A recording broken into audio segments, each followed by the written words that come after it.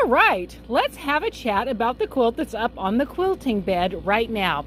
Beautiful quilt, interlocking is the design on it right here. Going to be a gorgeous quilt. She's not small, 90 inches by 96 inches, so going to be a very ample queen size quilt. Now, there's some issues, and I wanted to share with you what they are. You know what I'm always talking about. Well, I always talk about a lot of things, but one of them is pressing, pressing, pressing. In fact, pressing is like half of the battle. Stitching is part of it, cutting is part of it, pressing is part of it, measuring. There's all kinds of things that make a beautiful and more exacting quilt. I'm not talking perfect.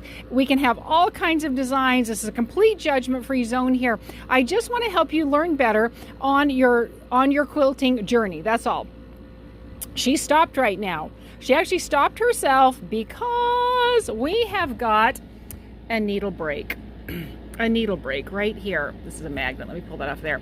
A needle break. So that's not something that I love to have happen, is a needle break, of course. So let's talk about why that happened. I got in here and I checked in the stitching that she had right here. And when I looked at that, I realized there's a very large bump that she came in contact with. Now, as I look over the quilt, I see we've got a large bump here that she had to work around. Right over here as I move along. Can you see how large that bump is? I don't know if it's showing up that well on camera. She's a big girl. Now, luckily the design went around her, but you can see she's not very happy about it. When you have a lot of seams coming together, my dear friends, I implore you to consider pressing those seams open. That would have distributed the bulk right here on both sides.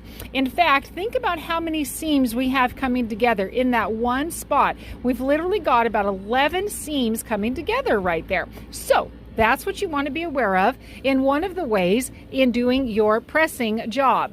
Not only do you want to be pressing your seams either flat or open, depending upon the situation, you also want to look out for bulk. Right here, we've got a lot of seams coming together in this section. We've got a lot of seams. I can feel we've just got a lot right there.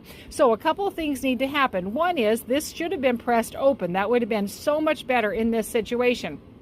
Two, I can maneuver the design around that, but that is a lot of work on my part. Three, I can slow the machine down so that she goes more gracefully and gently over all of that.